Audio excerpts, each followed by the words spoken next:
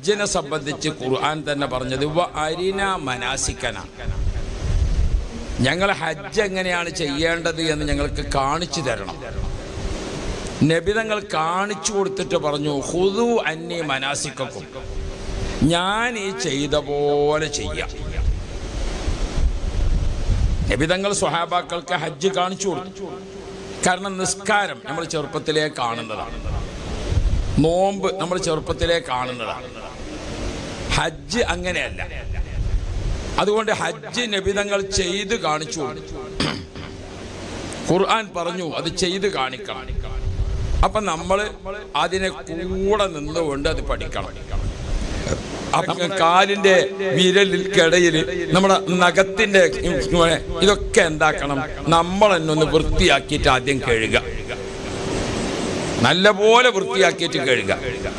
വൃത്തിയാക്കി കഴുകിയിട്ട് നമ്മൾ എന്ത് ചെയ്യണം, ഇഹ്റാമിന് മുമ്പ് കുളിക്കണം. ഇഹ്റാമിന് മുമ്പ് കുളിക്കണം. അത് കുളിക്കുന്നത് അശുദ്ധിയുള്ള സഹോദരിയാണെങ്കിൽ അവളും കുളിക്കണം. ഹജ്ജിന്റെ സമയത്ത് ഒരു പെണ്ണിന് പീരിയഡിന്റെ സമയമായാൽ ഓളൊന്നും വിഷമിക്കേണ്ടതില്ല.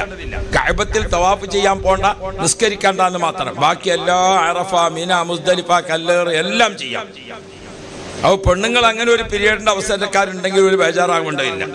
അപ്പൊ ഇൻഷാ അല്ലാഹ്, അപ്പൊ നമ്മൾ ഒന്നാമത്തെ സംഗതി ഏതാണ്? ഇഹ്റാമാണ്.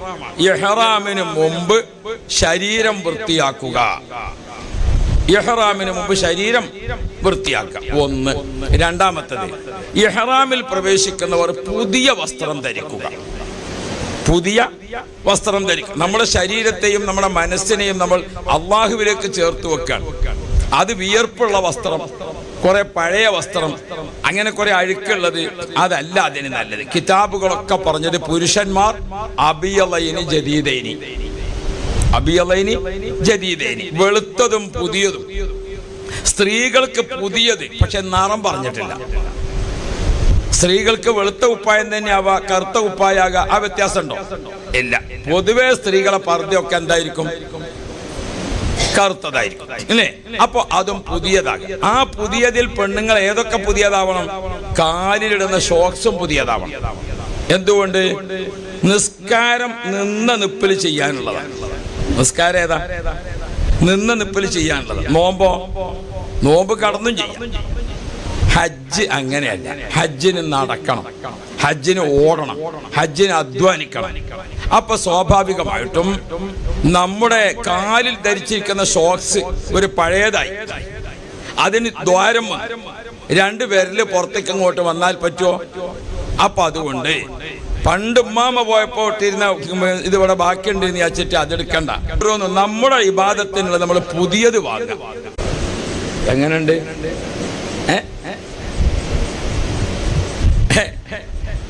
അപ്പൊ നമ്മളെ ക്ലാസ് എല്ലാം ജോറായിട്ട് പോകുമ്പോൾ ആ കുട്ടി എന്ത് ചോദിച്ചത്, അല്ലോ ഉസ്താദേ അന്ന് ഏതുണ്ടാവുമോ, മദ്രസ ഉണ്ടാവുമോ എന്ന് ചോദിച്ചു. ഇങ്ങനെ നമ്മൾ കുട്ടി ക്ലാസ് കയറ്റമായിരിക്കാൻ പറ്റും. നമുക്കത് പഠിക്കേണ്ട കാര്യം, അതിന്റെ കൂടെ നിന്ന് പഠിക്കണം. അല്ലാഹു തൗഫീഖ് ചെയ്യട്ടെ. ഹബീബുന മുഹമ്മദ് മുസ്തഫ. അപ്പൊ നമ്മൾ ചെയ്യുന്നത് ഹജ്ജാണ്. ഹജ്ജ് നമ്മൾ ചെയ്യുമ്പോൾ അതിന്റെ ആദ്യത്തെ ഫറള് ഇഹ്റാം. ആദ്യത്തെ ഫറള് ഇഹ്റാം. ഇഹ്റാമിന് മുമ്പ് നല്ല പോലെ കുളിക്കുക. കുളിച്ചിട്ട് ഇഹ്റാമിന്റെ സുന്നത്തായ കുളി എന്ന് നിയ്യത്ത് ചെയ്യണം. ഇഹ്റാമിന്റെ സുന്നത്തായ കുളി. അപ്പൊ നമ്മൾ ഒരു പക്ഷേ ആ ഇഹ്റാം ചെയ്യുമ്പോൾ നമ്മൾ മക്കത്തായിരിക്കും. ഗവൺമെന്റ് ഹാജിമാരൊക്കെ എവിടെയായിരിക്കും? മക്കയിലായിരിക്കും. അവിടെ നിന്നാണ് കുളിച്ച് ഇഹ്റാം ചെയ്യുക. അതേ സമയത്ത് പ്രൈവറ്റ് ഗ്രൂപ്പിൽ പോയ ഹാജിമാരൊക്കെ മദീനത്തായിരിക്കും. എന്താ വ്യത്യാസം? സർക്കാർ ഹാജിമാർക്ക് ഹജ്ജിന് മുമ്പ് മദീന സിയാറ ഇല്ല, ഒരിക്കൽ ഹജ്ജിന് ശേഷമാണ് മദീന സിയാറ. സർക്കാർ ഷെഡ്യൂൾ അങ്ങനെ. പ്രൈവറ്റ് ഗ്രൂപ്പുകൾ മുഴുവനും പിന്നെ മദീന സിയാറ എപ്പോഴാണ്? ഹജ്ജിന് മുമ്പാണ്. അപ്പോ പ്രൈവറ്റിൽ പോകുന്നവർ നേരത്തെ ഇവിടുന്ന് പോയി ദുൽഖഅദ് മാസം 25-ന് മദീനത്ത് പോകും. എന്നിട്ട് അവിടുന്ന് ദുൽഹജ്ജ് 5-ന് ഇഹ്റാം ചെയ്ത് ഇങ്ങോട്ട് വരും. അതേസമയത്ത് സർക്കാരിൽ വന്നിരിക്കുന്ന ആളുകളൊക്കെ എന്ത് ചെയ്യും? അവര് മക്കത്ത് തന്നെ താമസിക്കും. അപ്പൊ നമ്മളിപ്പോ എവിടെയുള്ളത്?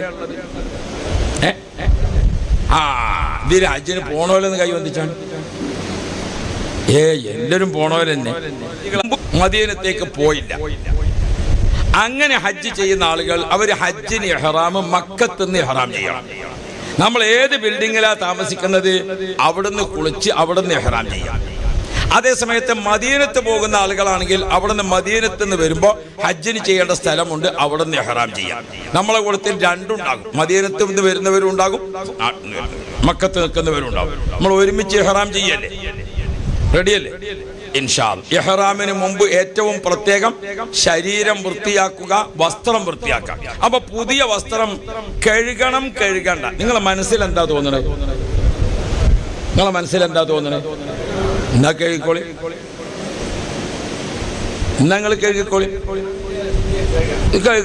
ഞാൻ ചോദിക്കണം, നിങ്ങളെ മനസ്സിൽ എന്താ തോന്നുന്നത്? കഴുകണം എന്നാ. അതായത് നമുക്ക് പുതിയത് വാങ്ങിയതാണെങ്കിലും നമ്മളെ മനസ്സിങ്ങനെ തോന്നും, ഇതെല്ലാം ആരല്ലോ തൊട്ടിട്ടുണ്ടാവും, ഇങ്ങോട്ടതിൻ്റെ. അതുകൊണ്ട് ഒന്ന് കഴുകട്ടെ, നമ്മൾ കഴുകുക. ഞാൻ പുതിയത് വാങ്ങി, എനിക്ക് അങ്ങനെ തോന്നിയിട്ടേ ഇല്ല, ഞാൻ കഴുകണ്ട. പുതിയത് കഴുകൽ നിർബന്ധമാണ് എന്ന് പഠിച്ചു വെക്കരുത്. അത് നമ്മുടെ മനസ്സിന്റെ ശുദ്ധിയാണ്. ഇത് പുതിയതല്ലേ, ഇതിന് കുഴപ്പമൊന്നും ഉണ്ടാവില്ല എന്ന് ചോദിച്ചാൽ കഴുകണ്ട. അല്ല, ഇതെല്ലാം ആരിലോ തൊട്ട് അങ്ങനെ വരുന്നതാ, കഴുകണ്ടേ? അത്രയാണ് കഴുകലിന്റെ. അല്ലാഹു ഖൈർ ചെയ്യട്ടെ. അപ്പൊ നമ്മൾ കഴുകി ഇസ്തിരിയൊക്കെ വെച്ച് റെഡിയായി, കുളിച്ചു. കുളി കഴിഞ്ഞിട്ട് പെണ്ണുങ്ങൾ ഒന്ന് തന്നെ ശ്രദ്ധിക്കണം. ഈ കുളിയിൽ നമ്മൾ സോപ്പും എണ്ണയും ഒക്കെ തേച്ച് നല്ല വൃത്തിയായിട്ട് കുളിക്കാണ്. കുളി കഴിഞ്ഞിട്ട് നല്ലപോലെ മുടി ഒന്ന് ചീകി വെക്കാം. എന്നിട്ട് സ്ത്രീകൾ ഉപയോഗിക്കുന്ന ഒരു തൊപ്പിയുണ്ട്, ഈ ഭാഗത്തുണ്ടോ? അത് ഉണ്ട്. ആ തൊപ്പി പെണ്ണുങ്ങൾ മുടി ചീകി വെച്ചിട്ട് ആ തൊപ്പി കുറച്ച് നെറ്റിമെന്ന് ഒരു ലേശം ഇറക്കിയിട്ട് ഇങ്ങനെ ഒന്ന് കെട്ടിയിട്ട് മുടി മുഴുവനും അതിൻ്റെ ഉള്ളിൽ ഒതുങ്ങി അവിടെ നിൽക്കും. ഒറ്റ മുടിയും പിന്നെ ഇങ്ങോട്ട് പുറത്തേക്ക് വരില്ല. ഒരു കാര്യം. രണ്ട്, സ്ത്രീകൾ ഷോക്സ് പുതിയതായിട്ട് ധരിക്കാം. മൂന്ന്, പർദ്ദക്കടിയിൽ ഉടുക്കുന്ന പെണ്ണുങ്ങളുടെ പാൻറ് ഏതാവുക? ആ പാൻറ് ഏതാവുക? അത് കാലിലെ ഞെരിയാണിന്റെ അവിടെ കുറച്ച് ടൈറ്റായിട്ട് നിൽക്കുന്നതാകാൻ നല്ലത്, പാവാട അല്ല നല്ലത്. എന്തിന്? നമ്മളെ കാലൊക്കെ ഇങ്ങനെ വിമാനത്തിൽ കയറാനോ മറ്റൊക്കെ ആവശ്യത്തിന് കാലിങ്ങനെ പൊക്കോലോ. ഇങ്ങനെ കാലൊക്കെ പൊക്കുമ്പോൾ മറ്റേ കാലിന്റെ നിറം ആരും കാണാതിരിക്കാൻ നല്ലത് എന്താണ്? ടൈറ്റായിട്ട് നിൽക്കാൻ. മനസ്സിലായില്ലെങ്കിൽ ഇനി പെണ്ണുങ്ങൾ എന്താ ശ്രദ്ധിക്കേണ്ടത്? മുഖമക്കൻ ഇങ്ങനെ ധരിക്കുമ്പോൾ ഇങ്ങനെ ആ സുജൂദിന്റെ സ്ഥലം ഒഴിവാക്കി കുറച്ച് സ്ഥലം വിട്ടിട്ട് ഇങ്ങനെ വരിക. ഈ കണ്ണിന്റെ ഈ സൈഡിൽ കൂടെ ഇങ്ങനെ കൊണ്ടുവന്നിട്ട് ഇവിടെയാണ് ബട്ടൺ. പിന്നെ കൊടുക്കേണ്ടത് എവിടെയാണ്? താടി എല്ല് അവസാനിക്കുന്നിടത്ത്. ഇവിടെ അല്ല. പിന്നെ എവിടെ? ഇവിടെ. മനസ്സിലായി?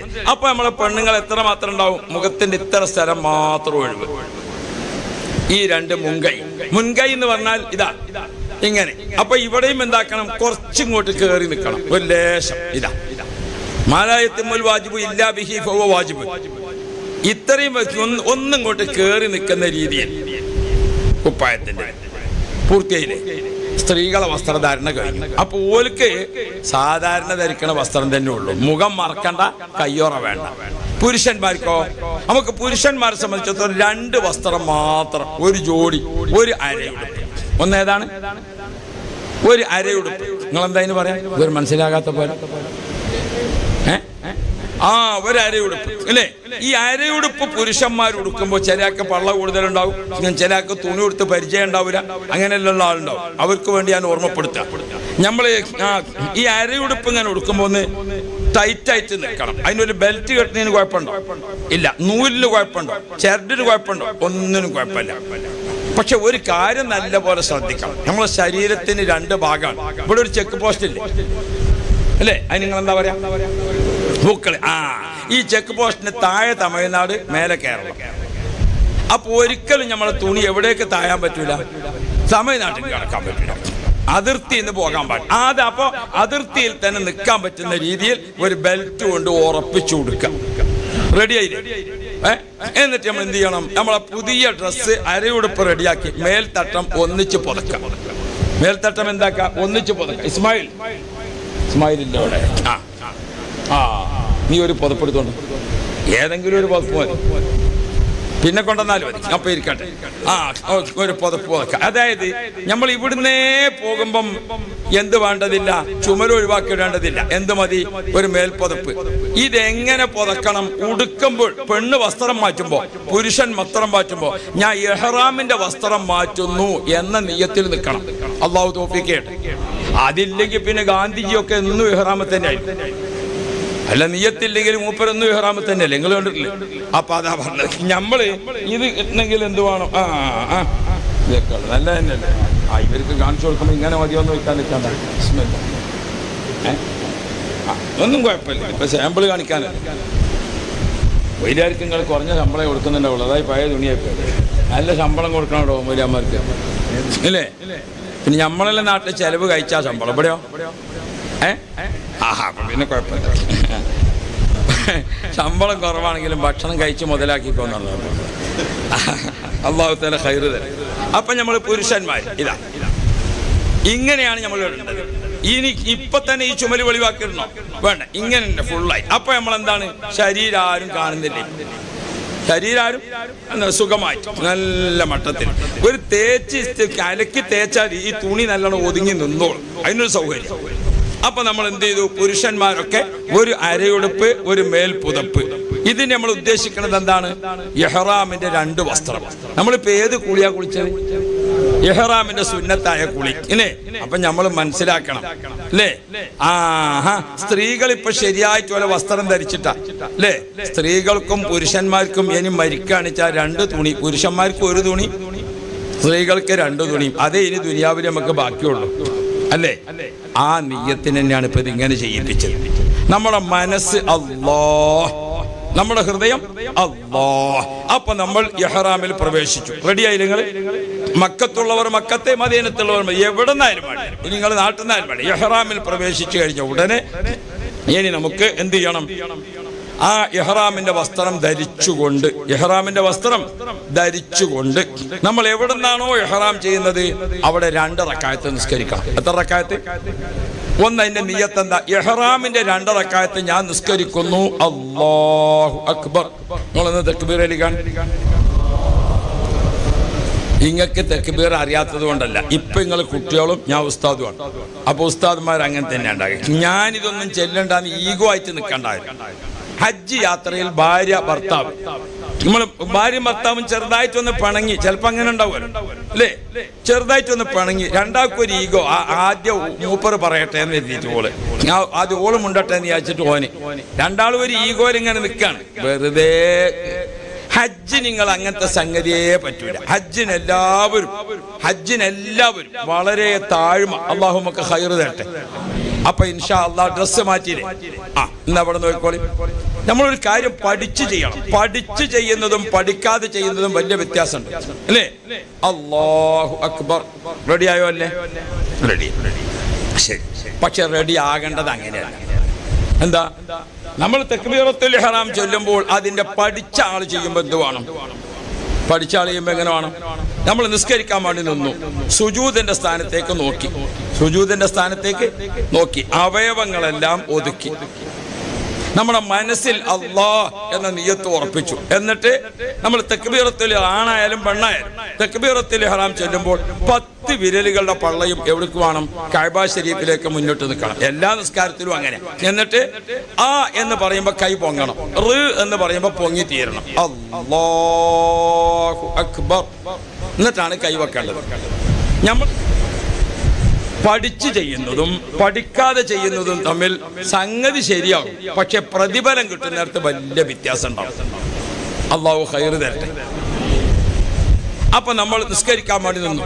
ഇഹ്റാമിന്റെ സുന്നത്ത് നിസ്കാരം 2 റക്അത്ത് ഞാൻ നിസ്കരിക്കുന്നു, അല്ലാഹു അക്ബർ. 1ാമത്തെ റക്അത്തിൽ ഫാത്തിഹ, ശേഷം ഖുൽ യാ അയ്യുഹൽ കാഫിറൂൻ. 2ാമത്തെ റക്അത്തിൽ ഫാത്തിഹ, ഖുൽ ഹുവല്ലാഹു അഹദ്. അപ്പോൾ നമ്മൾ എല്ലാവരും നിസ്കരിച്ചു. 1ാമത്തേൽ ഖുൽ യാ അയ്യുഹൽ കാഫിറൂൻ, 2ാമത്തേതിൽ ഖുൽ ഹുവല്ലാഹു. നിസ്കാരം കഴിഞ്ഞില്ലേ? നിസ്കാരം കഴിഞ്ഞ ഉടനെ അവിടെ തന്നെ ഇരുന്നുകൊണ്ട്, നിസ്കാരം കഴിഞ്ഞ അവിടെ ഇരുന്നുകൊണ്ട് നമ്മൾ നിയ്യത്ത് ചെയ്യാണ്. എന്താ നിയ്യത്ത്? ബിസ്മില്ലാഹിർ റഹ്മാനിർ റഹീം. നവൈതുൽ ഹജ്ജ വഅഹറംതു ബിഹി ലില്ലാഹി തആല. അല്ലാഹുവേ, നിന്റെ കഅബ ശരീഫിൽ വന്ന് ഹജ്ജ് ചെയ്യാൻ ഞാൻ കരുതി, നീ സ്വീകരിക്കണേ അല്ലാഹ്. ഷഹാദത്തി കലിമ അർത്ഥം അറിഞ്ഞ് മനസ്സിൽ ഉറപ്പിച്ച് പിന്നെ നാവുകൊണ്ട് വ്യക്തമാക്കുക. അതാണ് നിയ്യത്ത്. മനസ്സിൽ ഉറപ്പിക്കുക, അർത്ഥം അറിഞ്ഞിട്ട്, എന്നിട്ട് നാവുകൊണ്ട് പറയാം നവൈതുൽ ഹജ്ജ. വഅഹറംതു ബിഹി ലില്ലാഹി തആല. അല്ലാഹുവേ, നിന്റെ കഅബ ശരീഫിൽ വന്ന് ഹജ്ജ് ചെയ്യാൻ ഞാൻ കരുതി, നീ സ്വീകരിക്കണേ അല്ലാഹ്. ലബ്ബൈക അല്ലാഹുമ്മ ബിഹജ്ജത്തിൻ ലബ്ബൈക അല്ലാഹുമ്മ ലക ഉഹർരിമു നഫ്സി വശഅരി വബശരി വലഹ്മി വദമി ഫഹർരിംഹാ അലന്നാർ. അല്ലാഹുവേ, നിന്റെ കഅബ ശരീഫിൽ വന്ന് ഹജ്ജ് ചെയ്യാൻ ഞാൻ കരുതി എൻ്റെ മുടി, എൻ്റെ രോമം, എൻ്റെ തൊലി, എൻ്റെ മാംസം, എൻ്റെ രക്തം, എൻ്റെ മജ്ജ, എൻ്റെ കണ്ണ്, എൻ്റെ കാത് എല്ലാം നരകത്തിൽ നിന്ന് ഹറാമാക്കണേ അല്ലാഹ്. ലബ്ബൈക അല്ലാഹുമ്മ ലബ്ബൈക ലബ്ബൈക ലാ ശരീക ലക ലബ്ബൈക.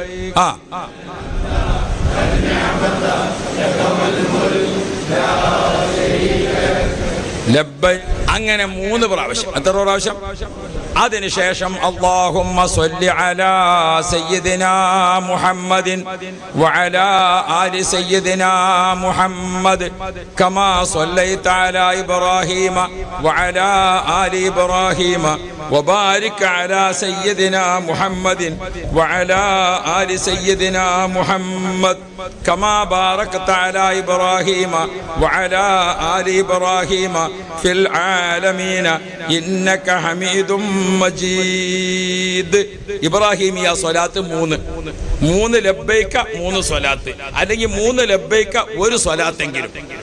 ഇത് കഴിഞ്ഞാൽ 4 കാര്യം അള്ളാഹിനോട് ദായിമായി ചോദിച്ചുകൊണ്ടിരിക്കണം. 4 കാര്യം ഈ ഇഹ്റാമിൽ മുഴുവനും ചോദിച്ചുകൊണ്ടിരിക്കണം. എന്താ 4 കാര്യം? അല്ലാഹുവേ, നിന്റെ പൊരുത്തവും പൊരുത്തപ്പെട്ടവർക്കുള്ള സ്വർഗവും തരണേ. അല്ലാഹുവേ, നിന്റെ ദേശവും ദേശപ്പെട്ടവർക്കുള്ള നരകവും തരല്ലേ. 4 കാര്യമായില്ലേ? അതിന്റെ ദുആ എങ്ങനെയാണ്? ഒക്കെ ദ്വാർന്നോളി. അല്ലാഹുമ്മ ഇന്നാ നസ്അലുക റിളാക വൽ ജന്ന. അതിന്റെ അർത്ഥം എന്താ? അല്ലാഹുവേ, നിന്റെ പൊരുത്തവും പൊരുത്തപ്പെട്ടവർക്കുള്ള സ്വർഗവും തരണേ. വനഊദു ബിക മിൻ സുഖതിക വന്നാർ. നിന്റെ ദേശവും ദേശപ്പെട്ടവർക്കുള്ള നരകവും തരല്ലേ. എന്താ സന്തോഷമുള്ള ചോദ്യം. ഇനി ഒന്ന് ദ്വാരം നോക്കാം, നിങ്ങൾ അർത്ഥം മനസ്സിൽ കരുതിയിട്ട്. അല്ലാഹുമ്മ ഇന്നാ.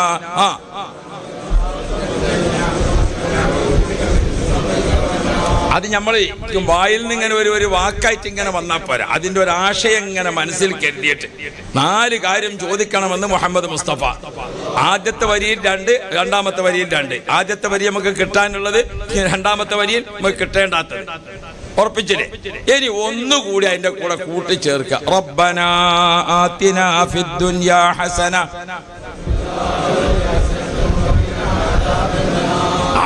എല്ലാവർക്കും കഴിഞ്ഞ 25 ലക്ഷം ആളുകൾ ഈ വർഷം ഹജ്ജിനുണ്ടായാൽ അവരൊക്കെ ഒരുമിച്ച് കൂടുന്ന സ്ഥലത്തേക്കാണ് നമുക്ക് പോകേണ്ടത്. അപ്പൊ ഞാൻ ചോദിക്കുന്നത്, ഭാര്യയും ഭർത്താവും ഒപ്പം, ഉമ്മയും മോനും ഒപ്പം, വാപ്പിയും മോനും ഒപ്പം പോകല്ലേ? ഇപ്പൊ ഞാൻ പോകല്ലേ എന്ന് ചോദിച്ചത് നിങ്ങൾക്ക് മനസ്സിലായോ? അതെന്നെ ഞാൻ പറഞ്ഞു. പോകല്ലേ എന്ന് ചോദിച്ചു നോക്കുമ്പോ പെണ്ണുങ്ങൾ കുപ്പായ എടുക്കാൻ പോയതാണ്. മനസ്സിലായോ? പോകല്ലേ എന്ന് ചോദിച്ചു നോക്കുമ്പോ ഉപ്പാന്റെ ചെരുപ്പ് കാണുന്നില്ല. ഇങ്ങനെല്ലാം കൂടി അവിടെ വെച്ചിട്ട് മനസ്സ് കൽബ് കുൽബാക്കാൻ പറ്റും. അതുകൊണ്ട് എല്ലാവരും ഒരു ഒരുക്കമാണ്. ഞാൻ ഹജ്ജിന് വന്നതാണ്. മോനെ മാത്രം വാപ്പ കണക്കാക്കി നിന്നാ പറ്റൂല. ഭാര്യനെ മാത്രം കണക്കാക്കിയിട്ട് ഭർത്താവ് നിന്നാ പറ്റൂല. ഭർത്താവിനെ മാത്രം കണക്കാക്കിയിട്ട് ഭാര്യ നിന്നാ പറ്റൂല. ഓരോരുത്തർക്കും ശ്രദ്ധ വേണം. എല്ലാവർക്കും ശ്രദ്ധ വേണം. മൂപ്പറുണ്ടല്ലോ എന്ന് മാത്രം വിചാരിച്ചാൽ പറ്റൂല. നമ്മളുണ്ടാവണം. എന്നാ പോവല്ലേ? എല്ലാവരും അസീസിയില്ല. ഞാൻ അത് പറഞ്ഞറിയാം. നമ്മള് അസീസിയ എന്ന് പറഞ്ഞാൽ നമ്മളൊരു ചെറിയ സ്ഥലമായിട്ട്, താന്ന സ്ഥലമായിട്ട് കാണാം. അങ്ങനെയല്ല. ഹറമിൽപ്പെട്ട സ്ഥലമാണ് അസീസിയ. മറ്റൊരു ചുറ്റളവിലുള്ള സ്ഥലമാണ് ഹറം. കഅബ ശരീഫിൽ നിന്ന് 4 കിലോമീറ്റർ ചുറ്റളവിലുള്ള സ്ഥലമാണ് ഏത്? ഹറം. നിങ്ങൾ ആ കൊടുക്കുന്ന ആൾക്കാർ 2 സൈഡിൽ കൊടുക്കും. ഒരാൾ ഒരു സൈഡിലും ഒരാൾ ഒരു സൈഡിലും. രണ്ടാളത്തുള്ളത് ഒന്ന് തന്നെയല്ലേ അല്ലേ? ആവശ്യമുള്ള ആളുകൾ വേഗം 1ഓ 2ഓ ഏതാന്ന് വെച്ചാൽ വേഗം എടുക്കുക. മനസ്സിലായോ? ബാക്കി വിഷയം ഇങ്ങോട്ട് ശ്രദ്ധിക്കാം. നമുക്ക് അവസാനിപ്പിക്കണമെന്ന് വിചാരിച്ചിട്ടാ ഞാൻ. ചൂടിന് അധികം ഇരിക്കാൻ വേണ്ടി കഴിയൂല. അപ്പൊ അള്ളാഹു തആല തരട്ടെ. അപ്പോ കഅബ ഷരീഫിന്റെ ചുറ്റളവ് ഒരു 4 കിലോമീറ്റർ ചുറ്റളവാണ് ഹറം. നമ്മൾ ഇവിടുന്നാണ് പോകുമ്പോൾ ജിദ്ദയിൽ നിന്ന് 70 കിലോമീറ്ററാണ് മക്കത്തേക്ക്. അതിൽ 50 കിലോമീറ്റർ കഴിഞ്ഞാൽ പിന്നെ ഹറമായി. ഷുമൈസി ചെക്ക് പോസ്റ്റ് ഹറമാണ്. മദീനത്ത് ഇങ്ങനെ വരുമ്പോൾ 12 കിലോമീറ്റർ, മറ്റൊരു ഭാഗത്ത് വരുമ്പോൾ 7 കിലോമീറ്റർ. ഈ 4 കിലോമീറ്ററിന് ഉള്ളിൽപ്പെട്ട സ്ഥലം ഹറം. ഹറമിന്റെ ഉള്ളിൽ മക്ക, മക്കയുടെ ഉള്ളിൽ മസ്ജിദുൽ ഹറാം, മസ്ജിദുൽ ഹറാമിന്റെ ഉള്ളിൽ കഅബ ഷരീഫ്. മനസ്സിലായോ? അപ്പൊ നമ്മൾ അസീസിയിൽ താമസിക്കുന്ന സ്ഥലമൊക്കെ ഏതാണ്? ഹറം ആണ്. വെറുതെ ആവശ്യമില്ലാത്തത് സംസാരിച്ച് നടക്കാൻ പറ്റിയ സ്ഥലമല്ല. സർക്കാർ അസീസിയിലാണ് ഉണ്ടാവുക. അപ്പൊ ബിൽഡിങ്ങിലുണ്ടാവും. അതിന് കുറച്ച് പൈസയും വ്യത്യാസമുണ്ട്. നിങ്ങൾ എത്ര പൈസ കൊടുക്കണ്ട് ഗവൺമെന്റിൽ? ഗവൺമെന്റിൽ എത്ര അടക്കണം? 340. മറ്റതിന് 740. പ്രൈവറ്റ് പോകുന്നവർക്ക് അപ്പം അതിന് കുറച്ച് സുഖം കൂടും. അതിപ്പോ സ്വാഭാവികം തന്നെയല്ലേ. മെഡിക്കൽ കോളേജും ബേബി ഹോസ്പിറ്റലും ഒരുപോലെ അല്ല. അള്ളാഹു തആല ഖൈറും ബർക്കത്തും തരട്ടെ. അതുകൊണ്ട് ഇപ്പൊ ഹജ്ജിന് വല്ല കുഴപ്പമുണ്ടോ? ഹജ്ജിന് ഒരു പ്രശ്നമല്ല. പിന്നെ പ്രൈവറ്റിൽ അവരുടെ സമയത്ത് കയറി വരും. മറ്റത് നമ്മൾ എന്താക്കേണ്ടി വരും? ലേശം ഒന്ന് ആലോചിച്ചിട്ട് ഉണ്ടാക്കേണ്ടി വരും. ഇതേ പനി വ്യത്യാസം അതൊന്നും നമ്മൾ സംഗതിയായിട്ട് കണക്കാക്കേണ്ടി വരും. അള്ളാഹു ഖൈറ് തരട്ടെ. ഹബീബുന മുഹമ്മദ് മുസ്തഫ നമ്മൾ ഒരുമിച്ച് ഹജ്ജിന്റെ നിയ്യത്ത് ചെയ്ത് കഴിഞ്ഞു. ഇപ്പൊ എല്ലാവരും ആരാണ്? ഹജ്ജിന് ഇഹ്റാം ചെയ്ത നിയ്യത്ത് ചെയ്തവരാണ്. ഇനി പോകല്ലേ? ലബ്ബൈക അല്ലാഹുമ്മ ലബ്ബൈക ലബ്ബൈക ലാ ശരീക ലക ലബ്ബൈക. ദിൽഹിജ്ജ മാസം 8-ന്റെ അന്ന് രാവിലെ, ഇപ്പോ തലേ ദിവസം രാത്രി തന്നെ പോകും. അത് തിരക്കിനനുസരിച്ച് മുത്തവീഫ്മാര് തീരുമാനിക്കണം. പോകേണ്ട സമയം ഏതാണ്? ദിൽഹിജ്ജ രാവിലെ 8 മണി ആകുമ്പോഴേക്ക് നമ്മൾ മിനയിലെത്തും. സുബൈ നിസ്കരിച്ചപാട് പോകാം. ചുരുക്കത്തിൽ ദിൽഹിജ്ജ 8 ഈ വർഷം ഹജ്ജിന് വന്ന സഹോദരീ സഹോദരങ്ങളിൽ 90% ആളുകളും റെഡി. അതായത് നടക്കേണ്ടി വന്നാൽ നടക്കാം, ബസ്സിന് കയറേണ്ടി വന്നാൽ കയറാം, അല്ലേ? അള്ളാഹു ആഫിയത്ത് തരട്ടെ. ലബ്ബൈക അല്ലാഹുമ്മ ലബ്ബൈക.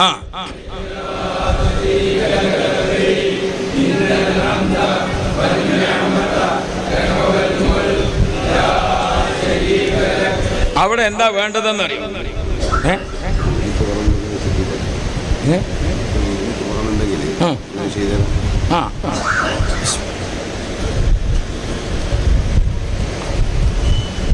അതായത് നമ്മൾ ശ്രദ്ധിക്കേണ്ട വിഷയം എന്താണെന്നറിയോ? നമ്മൾ നടക്കായാലും ബസ്സിന് പോകായാലും തുടങ്ങിയാൽ എല്ലാ ചേഞ്ചിങ്ങിലും ലബ്ബൈക്ക് എങ്ങനെ വരണം? ഇഹ്റാമിൽ പ്രവേശിച്ചാൽ ഭക്ഷണം കഴിക്കാനിരിക്കുക, ഒരു ലബ്ബൈക്ക ചൊല്ലിയിട്ട് കഴിക്കുക. ഭക്ഷണം കഴിച്ചു കഴിഞ്ഞു, ഒരു ലബ്ബൈക്ക ചൊല്ലുക. അറഫയിൽ താമസിക്കാൻ ഈ വിശാലമായ മൈതാനിയിൽ ഈ മലയുടെ പരിസരത്തെങ്ങാണ്ടുമാണ് നമ്മുടെ ടെന്റ് വന്നതെങ്കിൽ, മുത്തവീഫ് നമ്പർ അതിന്റെ പരിസരത്താ വന്നതെങ്കിൽ നമുക്കിതൊക്കെ കാണാം അടുത്ത്. അതിപ്പോ ഒരു നിസ്കരിക്കാൻ കയറിയാൽ അങ്ങനെ തന്നെ അല്ലേ? ചില ആളുകൾക്ക് ഏത് കിട്ടും? 1-ാം സൊപ്പ് കിട്ടും, അവസാനത്തെ സൊപ്പ് കിട്ടും, അല്ലേ? എല്ലാവരും സമാധാനിക്കാം. കിട്ടിയ സ്ഥലം ഏതാണ്, അല്ലേ? പള്ളിയിൽ നിസ്കരിച്ച പ്രതിഫലായോ ആയില്ലേ എന്ന പോലെ ആ മൈതാനി മുഴുവനും ഏതാണ്? അറഫയാണ്. അള്ളാഹു അറഫയിൽ നമ്മൾ എത്തിക്കട്ടെ. നമ്മൾ ചിലപ്പോൾ മുത്തവീഫിന്റെ ഒക്കെ തീരുമാനപ്രകാരം രാവിലെ നേരത്തെ പോയാൽ ഒരു 9 ബസ്സിന് എവിടെയും തടസ്സമല്ലാതെ നേരെ പോയാൽ 1 മണിക്കൂർ കൊണ്ട് എത്തുന്ന സ്ഥലമായത്. ട്രാഫിക്കിലൊന്നും പെട്ടില്ലെങ്കിൽ നേരെ നമ്മളെ ടെന്റിലെത്തി, ബസ് കറങ്ങി വിഷയമൊന്നും ഇല്ലെങ്കിൽ നേരെ 40 മിനിറ്റ് കൊണ്ട് അവിടെ എത്തും. അങ്ങനെ നമ്മൾ നേരത്തെ എത്തി.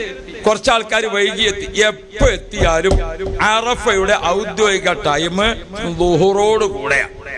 എപ്പോഴാണ്? ഇതൊക്കെ നാളെ മറ്റന്നാൾ നമുക്ക് വരാനിരിക്കുന്നതാണ് കേട്ടോ. നമ്മൾ 4 ആൾ, നിങ്ങൾ ഒരു കവറിൽ എത്ര ആളാ? ഒരു കവറിൽ 5 ആള്, അല്ലേ?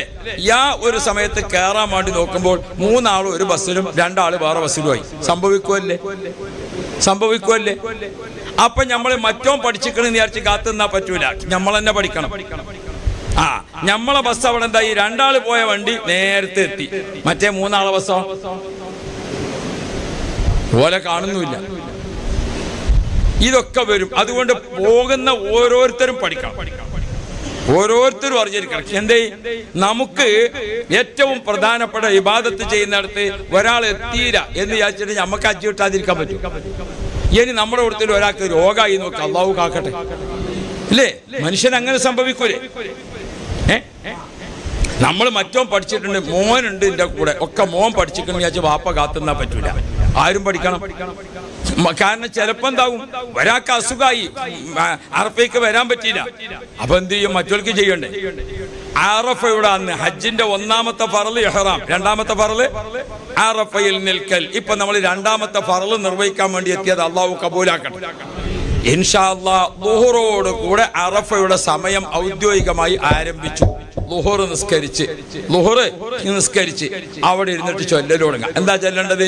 അല്ലാഹു ലാ ഇലാഹ ഇല്ലാ ഹുവൽ ഹയ്യുൽ ഖയ്യൂം. ആയത്തുൽ കുർസി 100 പ്രാവശ്യം. ആയത്തുൽ കുർസി 100 പ്രാവശ്യം. ചുരുങ്ങിയത് ഉസ്താദന്മാർക്ക് ചെലവ് കഴിച്ചാണ് ഭക്ഷണം.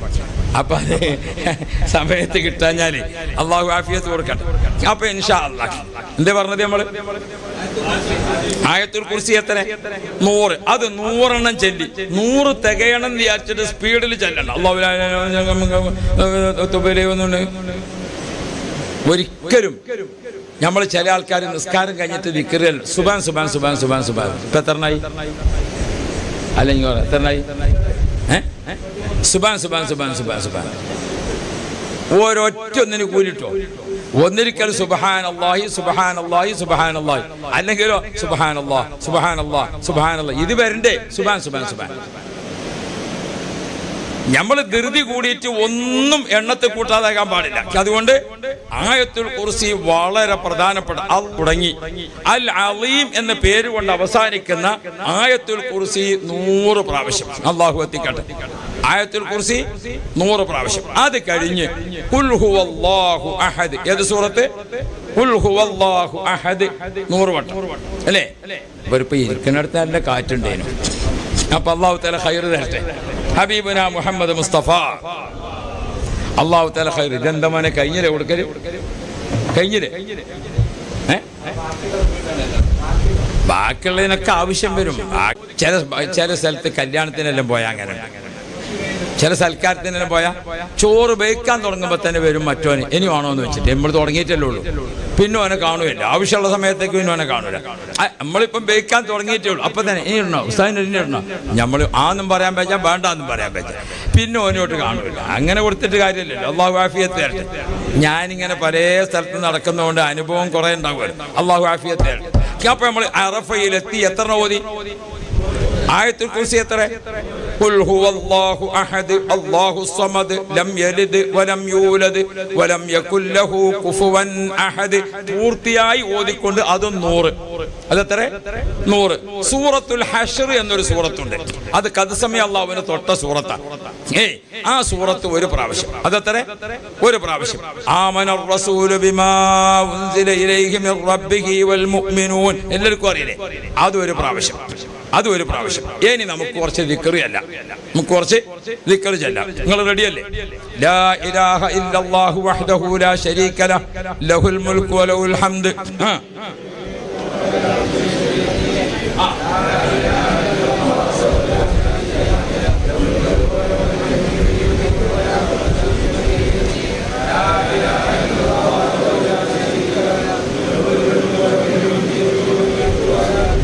അതിന്റെ ഒരു എണ്ണം ഞാൻ പറഞ്ഞോട്ടെ, നിങ്ങൾ ബേജാറാവും. ഇല്ല, 1000. എത്ര? അല്ലാഹു തൗഫീഖ് ചെയ്യട്ടെ. 1000 അല്ലെങ്കിൽ ഒരു 300. 1000 അല്ലെങ്കിൽ ഒരു 300. ഏറ്റവും ചുരുങ്ങിയത് എത്ര? 100. ഏറ്റവും ചുരുങ്ങിയത് എത്ര? അല്ലാഹുവേ നീ തൗഫീഖ് നൽകണേ അല്ലാ, നീ തൗഫീഖ് നൽകണേ അല്ലാ. അൽഹംദുലില്ലാഹ്. അപ്പൊ അതൊക്കെ അങ്ങനെ ചൊല്ലിയിട്ട് സുബ്ഹാനല്ലാഹി. അടുത്തത് സുബ്ഹാനല്ലാഹി അൽഹംദുലില്ലാഹി ലാ ഇലാഹ ഇല്ലല്ലാഹു അല്ലാഹു അക്ബർ. അതൊരു 100. അതൊരു 100. അങ്ങനെ നല്ല റാഹത്തിൽ ഇങ്ങനെ ചൊല്ലിയിരിക്കുകയാണ് നമ്മൾ. ആണുങ്ങൾ ഇപ്പുറത്തിരിക്കുന്നു, പെണ്ണുങ്ങൾ അപ്പുറത്തിരിക്കുന്നു. അറഫയിൽ ഇങ്ങനെ ഇത്രയൊക്കെ ചൊല്ലി തീർന്നപ്പോൾ അൽഹംദുലില്ലാഹ് അസറായി. സമയത്തരായി? അസറായി. അൽഹംദുലില്ലാഹ്. അതിപ്പോ ക്ഷീണിച്ചാക്കവിടെ കടന്നല്ല. അറഫയിലെ ഒരു ക്ഷീണം തോന്നിയാൽ അവിടെ കിടന്നിട്ട് ചെല്ലി കൂടെ ചെല്ല, ഇരുന്ന് ചെല്ല, കടന്ന് ചെല്ല, വിഷയമൊന്നുമില്ല. അസർ കഴിഞ്ഞാൽ എല്ലാവരും ഒന്ന് ഉണരണം. അസർ കഴിഞ്ഞാണ് അറഫയുടെ ഏറ്റവും പ്രധാനം. ആ അകത്ത് എല്ലാവരും പുറത്തിറങ്ങി. ചെറിയ ഒരു ചൂടുള്ള വെയിൽ, അവിടെ തണുപ്പിൽ നിൽക്കലല്ല നല്ലത്, സൂര്യവെയിൽ ഏറ്റുകൊണ്ട് നിൽക്കലാണ് നല്ലതെന്ന് മുഹമ്മദ് മുസ്തഫ. നബിതങ്ങൾ അസറിന് ശേഷം ആ ജബലുർ റഹ്മന്റെ മുകളിൽ സൂര്യപ്രകാശം കിട്ടിക്കൊണ്ടാണ് നിന്നത്. അപ്പൊ നമ്മൾ എന്ത് ചെയ്യണം? അവിടെ സൂര്യപ്രകാശം തട്ടിയിരിക്കണം. ഏതെങ്കിലും തണലിലേക്ക് മെല്ലെ പോയി നിൽക്കലല്ല. എന്നിട്ട് അവിടെ നിന്നുകൊണ്ട് നമുക്ക് ചൊല്ലാം എല്ലാവരും ഒരുമിച്ച് അല്ലാഹു അല്ലാഹു അല്ലാഹ്. 20-25 ലക്ഷം ആളുകൾ അറഫ വിടുകയാണ്. അല്ലാഹു റബ്ബി. അടുത്ത സ്ഥലം മുസ്ദലിഫ. എന്താണത്? അത് ഹജ്ജിന്റെ വാജിബാത്തിൽ പെട്ടതാണ്. ഏതിൽ പെട്ടതാണ്? അറഫ ഹജ്ജിന്റെ ഫറലാണ്. ഫറലും വാജിബാത്തും ഒരു വ്യത്യാസമുണ്ട്. എന്താ? ഫറല് നഷ്ടപ്പെട്ടാൽ പരിഹരിക്കാൻ വകുപ്പില്ല.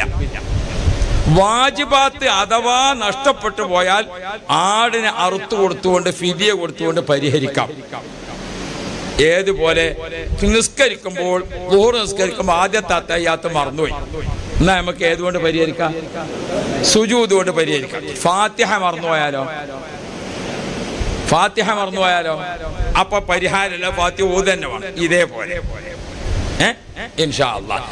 അപ്പൊ അതിന് ആരെങ്കിലും ഒറ്റപ്പെട്ട് കിടക്കുന്നൊക്കെ ഉണ്ടെങ്കിൽ ഹെലികോപ്റ്റർ താഴേക്ക് വിവരം കൊടുക്കും. അപ്പൊ അവര് തെരഞ്ഞു വരും. ഞങ്ങളൊരു 3-4 ആള് ആ സമയത്ത് ഞാനൊരു അത്ഭുതം കണ്ടതാക്കുമല്ല. എന്താ? കൊണ്ടുവരും, അറഫയിൽ കൊണ്ടുവരും. പക്ഷെ ഒരു ഓർമ്മ. അപ്പൊ നമ്മളെ കൂട്ടത്തിൽ ആരെങ്കിലും ഒരാള് ആശുപത്രിയിലായിപ്പോയി. ഇപ്പൊ കഴിഞ്ഞ പ്രാവശ്യം 2 വർഷമായി, 2-3 വർഷമായിട്ട് ഒരാൾ ആസ്പത്രിയിലായി. ആര്? ഭർത്താവ് ഹോസ്പിറ്റലിലായി. ഭർത്താവ് ഹോസ്പിറ്റലിലായപ്പോ ഈ പെണ്ണുങ്ങളുണ്ടല്ലോ കൂടെയുള്ള, ഇവരെന്തായാലും അവിടുന്ന് പോരൂല. ഞാൻ പഠിച്ച പണി പറഞ്ഞു, ഉമ്മ നിങ്ങൾ ഇവിടെ നിൽക്കണ്ട, നിങ്ങൾ അറഫീക്ക് വാ. ഇവരെ രോഗിനെ ആര് കൊണ്ടുപോകും? അറഫീക്ക് ആര് കൊണ്ടുപോകും? ആംബുലൻസ് കൊണ്ടുപോകും. ഒപ്പുള്ള ആളെ കൊണ്ടുപോകും. അത് നിങ്ങൾ പഠിച്ചു വെക്കേണ്ടതാണ്. ഒപ്പുള്ള ആളെ കൊണ്ടുപോകും. ഞാനയ്യുമ്മാനോട് പഠിച്ച പണി പറഞ്ഞു, നിങ്ങളെ ഭർത്താവിന് അള്ള മരണം കണക്കാക്കിയ മരണം, ഹയാത്ത് കണക്കാക്കിയ ഹയാത്ത്. ഈ അറഫീന്ന് മരിക്കാനാ തീരുമാനിച്ചെങ്കിൽ അൽഹംദുലില്ലാ. പക്ഷെ ഇപ്പൊ നിങ്ങൾ എന്തായാലും രോഗിന്റെ അടുത്ത് പോരൂല. അവസാനം എന്ത് സംഭവിച്ചു? രോഗിയെ അറഫയിൽ കൊണ്ടുപോയി തിരിച്ച് എവിടെ കൊണ്ടുവന്നാക്കി? ഹോസ്പിറ്റലിൽ കൊണ്ടാക്കി. അയാൾക്ക് ഒപ്പുള്ള ഉമ്മാക്കാ കിട്ടിയില്ല. അപ്പൊ നമുക്കൊരു അമിത സ്നേഹം വരലുണ്ട്. ആവശ്യമില്ലാത്ത സ്നേഹം. നമുക്ക് ഭാര്യ ഭർത്താക്കളൊക്കെ സ്നേഹം വേണ്ട തന്നെ, പക്ഷെ ആവശ്യത്തിന് പോരെ. ഞങ്ങൾ നിലമ്പൂരിൽ നടത്തുന്ന ഒരു സ്ഥാപനമുണ്ട്. ഞാൻ നിലമ്പൂരാ എൻ്റെ രാജ്യം. അവിടെ 10ാം ക്ലാസ് കഴിഞ്ഞിട്ട് ഒരു കുട്ടിനെ ചേർക്കാൻ കൊണ്ടുവന്നു. ഉമ്മയും ഉപ്പയും കൂടി, ആൺകുട്ടിയാ. +1 ചേർക്കാൻ കൊണ്ടുവന്നതാണ്. അപ്പോ അവിടെ ചേർക്കുന്ന കടലാസൊക്കെ കരച്ചില്, മോനും കാര്യം, ഉപ്പാക്ക് നല്ല ധൈര്യം. ഉപ്പ പറഞ്ഞു. അപ്പൊ ഞാൻ ചോദിച്ചു ഉമ്മാനോട്, നിങ്ങൾ എന്താ ഇങ്ങനെ കരയുന്നതെന്ന് ചോദിച്ചു. അപ്പ ഉമ്മ പറഞ്ഞു, ഉസ്താദേ എങ്ങനെ അവിടെ നിൽക്കാന്ന്. എന്തേ? ഓനിക്ക് ഇപ്പോഴും ചോറ് ഞാൻ വാരി കൊടുക്കലാണ്. +1 പഠിക്കുന്ന ആൺകുട്ടിക്ക് ഉമ്മ എന്താക്ക? ചോറ്. ഞാനത് വേറെ കുടുംബത്തിൽപ്പെട്ട പെണ്ണുങ്ങളായിപ്പോയി. എന്റെ പെങ്ങളൊറ്റാണെങ്കിൽ ഒറ്റ അടിയെ കൂടി. 10ാം ക്ലാസ് കഴിഞ്ഞ കുട്ടിക്ക് ചോറ് വാരി കൊടുത്തിട്ടാണോ ശീലിപ്പിക്കേണ്ടത്? ഇങ്ങനെ നമ്മൾ സ്നേഹം കാണിക്കേണ്ടതില്ല. അത് നശിപ്പിക്കുന്നതാണ്. അപ്പൊ ഞാൻ ഓർമ്മപ്പെടുത്തും, ആരെങ്കിലും ഒരാൾ ഹോസ്പിറ്റലിൽ അടിമപ്പെടാതിരിക്കട്ടെ. അപ്പോ ഒരാൾ ഹോസ്പിറ്റലിലോ മറ്റോ ആയാൽ സർക്കാർ എന്ത് ചെയ്യും? അവരൊക്കെ സൗദി സർക്കാർ എവിടെ കൊണ്ടുവരും? പക്ഷെ എന്ത് വേണം? രോഗിക്ക് ഓർമ്മ വേണം. ഞാനിപ്പോ എവിടെയാ ഉള്ളത്? അറഫീക്ക് പോകാണ്. ഒരു ഹാജിയോട് ഡോക്ടർ വന്നിട്ട് പിന്നെ അറഫീ പോകല്ലേ, ഇന്ന് എല്ലാവരും നിങ്ങൾ ഹജ്ജിന് വന്നതല്ലേ, നമുക്ക് അറഫീക്ക് പോണ്ടേ? പോക പോലെ കൊണ്ടുപോകും. ഒരു ഓർമ്മയില്ലാത്ത ആളെ കൊണ്ടുപോയിട്ട് കാര്യമുണ്ടോ? അപ്പോ അള്ളാഹു സുബ്ഹാനഹു. ഇപ്പൊ ഞാൻ ഇങ്ങനെ നോക്കുമ്പോ ഒന്നായിട്ട് അപ്പോ അവസാന സമയത്ത് ആര് വരെ അറഫയിലെത്തി? ആ കൊല്ലം ഹജ്ജിന് വന്ന അഡ്മിറ്റിലുള്ള രോഗികൾ അടക്കം. അൽഹംദുലില്ലാഹ്. അള്ളാഹു തആല കബൂലാക്കട്ടെ. ഹജ്ജ് കഴിഞ്ഞു. അറഫയുടെ അതിർത്തി ഇങ്ങനെ പുറത്തേക്ക് പോകുമ്പോൾ മലായിക്കത്തിന്റെ പ്രഖ്യാപനം വരും, മഗ്ഫൂറൻ ലക്കും. നാടും വീടും കുടുംബവും വിട്ട് അറഫയിലേക്ക് വന്ന മുഅ്മിനുകളെ, ഹാജിമാരെ, ഹജ്ജുമ്മമാരെ, അല്ലാഹു നിങ്ങളെ സ്വീകരിച്ചിരിക്കുന്നു. ആ പ്രഖ്യാപനം ഇങ്ങനെ കേൾക്കുമ്പോൾ ആര് കേൾക്കും? നമ്മളെ വലഭാഗത്തുള്ള മലക്ക് കേൾക്കും. അല്ലാഹു നമ്മളെ സ്വർഗത്തിലേക്ക് തെരഞ്ഞെടുക്കട്ടെ. ഇനി നമ്മളെന്തായി നടന്നു, അല്ലെങ്കിൽ ബസ് കയറി. ഇൻഷാ അല്ലാഹ് നേരെ എവിടെ എത്തി? മുസ്ദലിഫയിൽ. ഒരു 8 കിലോ നമ്മളിപ്പോ എന്ത് ചെയ്തു? മുസ്ദലിഫയിൽ രാപ്പാർത്തു. ഇനി മിനയിൽ കല്ലെറിയണം. 1 എന്ത് വേണം? കല്ലെറിയണം. 1. 2 കഅബ ശരീഫിൽ തവാഫ് ചെയ്യണം. 3 തവാഫിന് ശേഷം ശഅയ് ചെയ്യണം. 4 മുടിയെടുക്കണം. എന്ത് വേണം? മുടിയെടുക്കണം. 2 ഫർളേ ചെയ്തിട്ടുള്ളൂ. 6 ഫർളാണ് നമ്മൾ പറഞ്ഞത്. ഇഹ്റാം ചെയ്തു, അറഫയിൽ നിന്നു, അല്ലേ? ഇനി അടുത്തത് മുസ്ദലിഫയിൽ നിന്ന് നമ്മൾ നേരെ മിനയിലേക്ക് പോകണം. എവിടെ പോകണം? കല്ല് എല്ലാവരും എടുത്തോ. ആദ്യത്തെ ദിവസം ഒരു സ്ഥലത്താണ് എറിയേണ്ടത്. ആദ്യത്തെ ദിവസം എത്ര സ്ഥലത്ത് എറിയണം? ഒരു സ്ഥലത്ത്. എത്ര എണ്ണം? 7 കല്ല്. ഇന്ന് എടുത്തോളി. 1 ഞാൻ 1 എന്ന് പറഞ്ഞപ്പോ നിങ്ങളാണ് ഞാൻ നിൽക്കുക. ഞാൻ പൊറിക്കാൻ മതി, നിങ്ങൾക്ക് വേണ്ടേ? 2 3 ഞാൻ എന്തിനാ ഇങ്ങനെ എണ്ണി? അങ്ങനെ തന്നെ എടുക്കണം. ഒരു പിടി ഇങ്ങ് വാരിയിട്ട് 6 ഉണ്ടാകും 7 ഉണ്ടാകും എന്ന് കണക്കാക്കിയാൽ പറ്റൂല. ഏതന്നെ വേണം. ഓരോന്ന് എത്ര എടുത്തു? 7. ആദ്യത്തെ ദിവസം എറിയാൻ 7. 2 ഇനി അവിടെ 3 ദിവസം എറിയണം. പിറ്റേ ദിവസങ്ങൾ ദുൽഹജ്ജ് 11 12 13 7 വീതം 3 സ്ഥലത്ത്. എത്ര? 21. അപ്പൊ എത്രയായി? 63 70 കല്ലെടുക്കണം. അള്ളാഹു തൗഫീഖ് ചെയ്യട്ടെ. ചിലപ്പോ പുസ്തകങ്ങളിലൊക്കെ നിങ്ങൾ വായിക്കുമ്പോൾ 7 അവിടെ നിന്ന് എടുത്തിട്ട് ബാക്കി മിനയിൽ നിന്ന് എടുത്താലും മതി എന്ന് പുസ്തകത്തിൽ കാണും. പക്ഷെ ഇപ്പൊ മിനയിൽ കല്ല് കിട്ടൂല. നമ്മൾ തെരഞ്ഞെടുന്ന് കുഴങ്ങാന്നല്ലാതെ കഴിയൂട്ടു. അപ്പൊ മുഴുവനും എവിടെ നിന്ന് എടുക്കുകയാണ് നല്ലത്? മുസ്ദലിഫയിൽ നിന്ന് എടുക്കുകയാണ് നല്ലത്. ഈ വെള്ളം കുടിക്കുന്ന കുപ്പി ഇതുപോലത്തെ ഒരു കുപ്പി കയ്യിൽ പിടിച്ചാൽ സുഖമായിട്ട് പിന്നെ കല്ലയിൽ ഇടാം. ചിലപ്പോ നമ്മളെ മുത്തയ്യപ്പ് ഒരു കീസ് തരും. ഞാച്ചൊക്കെ പൊറുക്കട. 70 ഒന്നിച്ചെടുക്കാം. എണ്ണം എത്ര ഉണ്ടാകാം? 70. ഒരു 5 എണ്ണം ജാസ്തി എടുക്കാം. ഒരു 5 എണ്ണം ഉണ്ടാക്കാം, ജാസ്തി എടുക്കാം. എന്തിന് കൂടുതൽ എടുക്കുന്നത്? ചിലപ്പോ ഒന്ന് വീണുപോയി, അല്ലെങ്കിൽ നമ്മളെ കൂടെ ഉള്ള ഒരാൾക്ക് കല്ല് പെറുക്കൊന്നും കിട്ടിയില്ല, അയാളത് കുറഞ്ഞുപോയി. അപ്പൊ അവിടെ സഹായിക്കാലോ. പക്ഷെ ഒരു കാര്യം അവിടെ പഠിക്കണം. എന്താണത്? ഏറ് കഴിഞ്ഞ് നമ്മുടെ ബാഗിലോ നമ്മുടെ കയ്യിലോ കല്ല് ബാക്കിയുണ്ടെങ്കിൽ അത് അവിടെ തന്നെ ഉപേക്ഷിക്കണം. ഒരു കല്ല് നമ്മുടെ നാട്ടിലേക്ക് കൊണ്ടുവരാൻ പാടില്ല. ഹറമിൽ നിന്നുള്ള ഒരു തരി മണ്ണോ ഹറമിൽ നിന്നുള്ള ഒരു കല്ലോ ഹറമിന്റെ പുറത്തേക്ക് കൊണ്ടുപോകുന്നത് കഠിനമായ ഹറാമാണ്. ഞാനത്ര ഗൗരവത്തിൽ പറഞ്ഞത്, ഒരു കൊല്ലം ഹജ്ജിന് പോയ കൊടുത്തൊരു ഉമ്മ, അതിൻ്റെ അടുത്ത് കല്ല്. അപ്പൊ ഞാൻ ചോദിച്ചത്, എന്താ നിങ്ങൾ ഇതേതാ കല്ല്? ഇത് മിനായി നിർത്താണ് മോനെ, ഇതെന്തിനാ നിങ്ങൾ കൊണ്ടുവന്ന്? അത് മോനിക്കും വീടുണ്ടാക്കുന്നുണ്ട്, മോൾക്കും വീടുണ്ടാക്കുന്നുണ്ട്. അപ്പൊ ആദ്യം തന്നെ ആ കുയ്യിൽ ഈ കല്ലിടാന്ന് വിചാരിച്ചിട്ടാണ്. അതിനെ കുറ്റം പറയാൻ വയ്യ. അത് നല്ല ബർക്കത്ത് വിചാരിച്ചു കൊണ്ടുവരാൻ പാടുണ്ടോ? ഹറമിൽ നിന്നുള്ള ഒരു സാധനം പുറത്തേക്ക് കൊണ്ടുവരാൻ പാടില്ല. അപ്പൊ ഇരിക്കട്ടെ, കല്ല് പൊറുക്കിയോ? ശരി, എനിക്ക് കിട്ടുന്നിടത്ത് ഒരു ഒതു കൊടുക്കാം. അവിടെ എല്ലാം ഒതുണ്ട്, ഒതുക്കാൻ ഇഷ്ടം പോലെ സൗകര്യമുണ്ട് ഇൻഷാ അല്ലാഹ്. പക്ഷെ ഇഷ്ടം പോലെ ആളുണ്ടാവും. അപ്പൊ നമ്മളെല്ലാവരും ഇനി മുസ്ദലിഫയിൽ വെച്ചുകൊണ്ട് ദ്വാരക്ക, പടച്ചവനെ കഴിഞ്ഞ കാല ദോഷങ്ങൾ പുറത്തു തരണേ അല്ലാഹ്, ചെയ്യാൻ പോകുന്നത് കാത്തു രക്ഷിക്കണേ അല്ലാഹ്, വല്ലതും ചെയ്യുന്നുവെങ്കിൽ പിന്തിരിപ്പിക്കണേ അല്ലാഹ്. ശരി, എല്ലാവരും മിനയിൽ നിന്ന് കല്ല് പെറുക്കി ഇനി നമ്മൾ പോകാണ് നേരെ. ലബ്ബൈക അല്ലാഹുമ്മ ലബ്ബൈക.